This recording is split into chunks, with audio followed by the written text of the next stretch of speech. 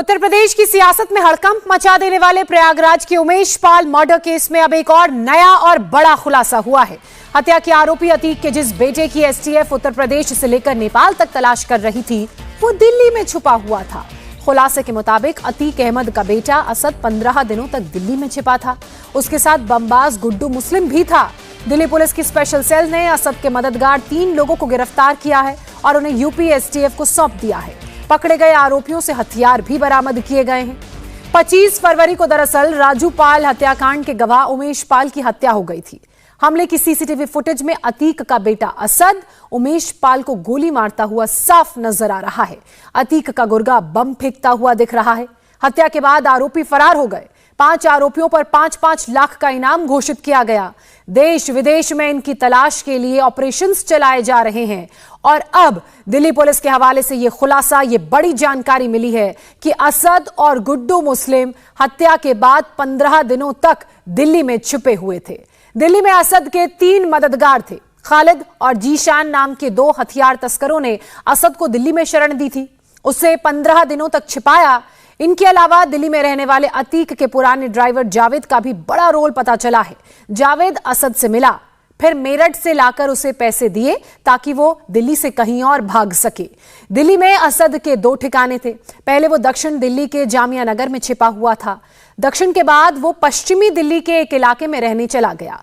असद को शरण देने वाले खालिद और जीशान को 28 मार्च को दिल्ली पुलिस की स्पेशल सेल ने गिरफ्तार कर लिया। 31 मार्च को उसके एक और मददगार यानी कि जावेद को भी पुलिस ने अरेस्ट कर लिया और इन तीनों को ही यूपी एसटीएफ को सौंप दिया गया। असद के दिल्ली में छिपे होने का खुलासा तब हुआ जब दिल्ली पुलिस ने एक हथियार तस्कर अवतार सिंह को गिरफ्तार किया। अवतार सिंह से पूछताछ जब हुई तो पता चला कि उसने खालिद और जीशान को 10 हथियार सप्लाई किए। खालिद और जीशान को गिरफ्तार कर पूछताछ जब इनसे की गई, उस पूछताछ में खुलासा हुआ कि असद और गुड्डू मुस्लिम दिल्ली में छिपे हुए थे। इन्हीं लोगों ने दोनों को शरण दी थी। इसके बाद जावेद की गिरफ्तारी हुई। दिल्ली में रहने वाले जावेद पहले अतीक का ड्राइवर था। जावेद से जब पूछताछ हुई तो पूछताछ में यह पता चला, यह खुलासा हुआ कि उसे असद ने पैसे लेने मेरठ भेजा। जावेद ने अतीक की बहन आयशा नूरी से पैसे लिए और दिल्ली लाकर असद को दिए। आयशा नूरी की बात की जाए तो आयशा नूरी और उनकी दोनों बेटियों पर पुलिस इनाम घोषित कर सकती है, ऐसी भी जानकारी। उमेश पाल मर्डर केस में एक और बड़ा खुलासा हुआ है। उमेश पाल की हत्या के बाद उसके कातिलों ने मजार पर चादर चढ़ाई। सूत्रों के मुताबिक मजार पर चादर चढ़ाने वालों में अतीक का बेटा असद भी शामिल था।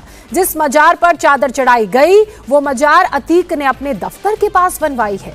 हर क्राइम करने से पहले और क्राइम करने के बाद अतीक इस मजार पर चादर चढ़वाता है। अतीक का मानना है कि मजार पर चादर चढ़ाने से उसकी मुराद पूरी होगी।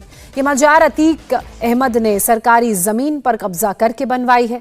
प्रशासन ने जब अतीक का अवैध तरीके से बना ऑफिस तोड़ा, उसके बाद से मजार भी बंद थी, लेकिन उमेश पाल की हत्या के बाद इस पर एक बार फिर चादर चढ़ाई गई। तो उमेश पाल मर्डर केस में ये तमाम खुलासे हो रहे हैं। अब असद के बेटे अतीक की अगर बात की जाए तो अतीक का बेटा असद फरार है। उसकी तलाशी के साथ साथ अतीक के करीबियों पर भी एक्शन नॉनस्टॉप जारी है। माफिया अतीक अहमद के एक और करीबी उबैद को भी पुलिस ने गिरफ्तार किया है। 2 दिन पहले ही उसके खिलाफ 2 करोड़ की रंगदारी मांगने की एवज में एफआईआर दर्ज हुई थी। अब उसे गिरफ्तार कर लिया गया है। ये गिरफ्तारी जो हुई है प्रयागराज के फार्म हाउस से बताई जा रही है। अभय पराशर मेरे सहयोगी इस वक्त प्रयागराज से हमारे साथ जुड़ चुके हैं। अभय देखिए, जहां एक तरफ असद जो है और गुड्डू मुस्लिम पुलिस की गिरफ्त से दूर है, तो वहीं हर बीतते दिन के साथ उसके करीबी पुलिस के हत्थे चढ़ रहे हैं और जो तमाम बड़े खुलासे हुए हैं। इसके अलावा वो 3 लोग जो इस वक्त दिल्ली से पुलिस ने गिरफ्तार किए थे, उन्होंने और क्या क्या बताया है? देखिए, बिल्कुल ये जो तीनों लोग हैं ये असद के पुराने जानकार हैं और खास तौर पर जावेद की अगर बात करें तो जावेद पहले से ड्राइवर है और वो दिल्ली में रहता था। पूरी एक फुल प्रूफ प्लानिंग कर ली गई थी कि किस तरीके से उमेश पाल की हत्या करने के बाद असद कहां कहां जाएगा। हम आपको बता दें कि जो ये पूरी की पूरी प्लानिंग हुई थी ये बरेली जेल में हुई थी और बरेली जेल के अलावा अतीक के इसी दफ्तर के अंदर, जो कि प्रशासन ने तोड़ा था, यहां पर बाकायदा शाइस्ता परवीन और असद और साथ ही गुड्डू मुस्लिम ने बैठकर एक पूरा रूट मैप प्लान किया था और ये उसमें प्लान किया था कि इस हत्याकांड को अंजाम देने के बाद कहां कहां फरार होना है। और अब तक उसकी लोकेशन क्यों नहीं ट्रेस हो पाई, क्यों नहीं पकड़ा गया? उसके पीछे की वजह यह है कि शाइस्ता परवीन, जो कि पेशेवर अपराधी की तरह इस वक्त बिहेव कर रही है, उसके कुछ रिश्तेदार पुलिस में मौजूद हैं और वो जानती है कि किस तरीके से लोकेशन ट्रेस की जाती है। तो शाइस्ता परवीन ने ही साफ तौर पर यह आदेश दिया था इसी दफ्तर में अतीक के कि कुछ भी हो जाए, प्रयागराज से लेकर चाहे दिल्ली जाना हो या फिर नेपाल जाना हो,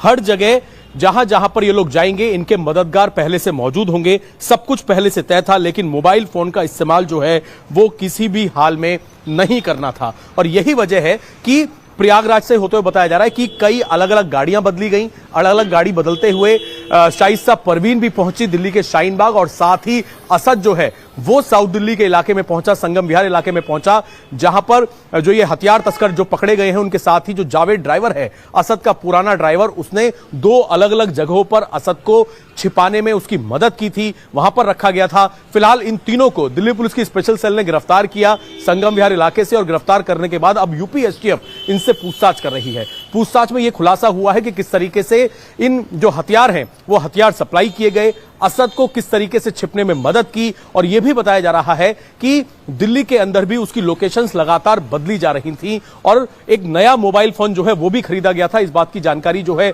वो मिल रही है, और जावेद के नाम पर बताया जा रहा है कि यह मोबाइल फोन खरीदा गया था, जिससे ये तमाम जो आगे का रूट था वो सब कुछ तय कर रहे थे। अब यूपी एसटीएफ इनसे पूछताछ करेगी, और पूछताछ के बाद और इसमें तमाम खुलासे हो सकते हैं, क्योंकि असद लास्ट बार दिल्ली के अंदर देखा गया था, लेकिन उसके बाद वो कहां चला गया, ये एक बड़ा सवाल है। और शाइस्ता परवीन को छिपाने में भी इन्हीं तीनों की अहम भूमिका जो है वो बताई जा रही है, जिसको लेकर शाइस्ता परवीन कहां है, असद कहां हो सकता है, इसी बात को लेकर इन तीनों से फिलहाल यूपी एसटीएफ पूछताछ कर रही है। बिल्कुल, इनसे पूछताछ तो की ही जा रही है। वहीं इस मामले में यह भी अभय जानकारी मिली है कि आयशा नूरी की इन्वॉल्वमेंट क्या है। तभी उत्तर प्रदेश एसटीएफ की तरफ से बात कही गई थी कि उस पर और आयशा की दोनों बेटियों पर इनाम घोषित किया जा सकता है।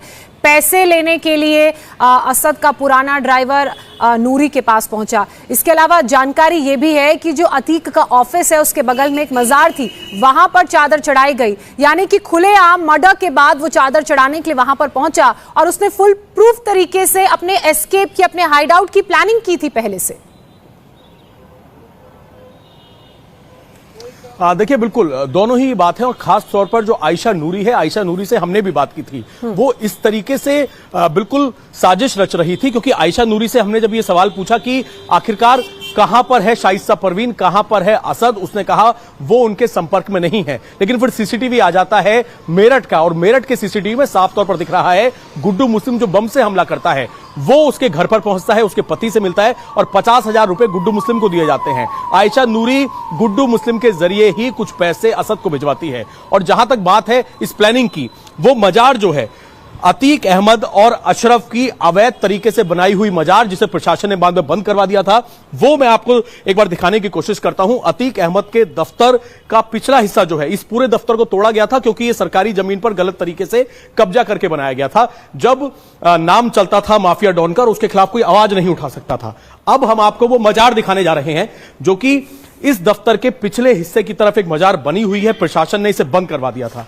यह बताया जा रहा है, ये देखिए, ये वो मजार है, और यह बताया जा रहा है कि जब उमेश पाल की हत्या की गई, क्योंकि इस दफ्तर का जो आगे का हिस्सा है उसके पहले फ्लोर पर यह प्लानिंग की गई थी, और प्लानिंग करने के बाद क्योंकि अतीक अहमद का साफ तौर पर यह आदेश रहता था कि यह मजार जो है उसने और अशरफ ने बनवाई थी, और जब भी कोई भी ये लोग अपराध करते थे उसके बाद ये इन लोगों की प्लानिंग होती थी कि इस मजार के पास आकर यहां पर चादर चढ़ाई जाए, ताकि इनकी मदद जो है वो लगातार होती रहे इनके फरार होने में। इससे पहले भी जो कई अपराध हुए हैं, तो इस मजार का इस्तेमाल, इस मजार पर आकर चादर चढ़ाई जाती थी।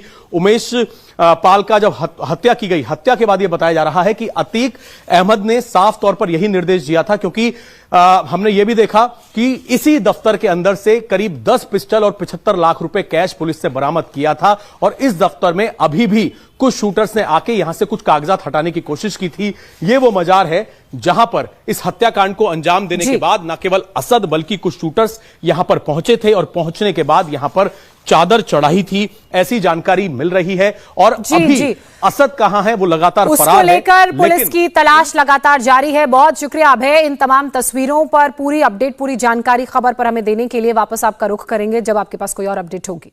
इंडिया टीवी हर वक्त हर जगह डाउनलोड करने के लिए सर्च करें India TV news Google play store या ऐप स्टोर पर।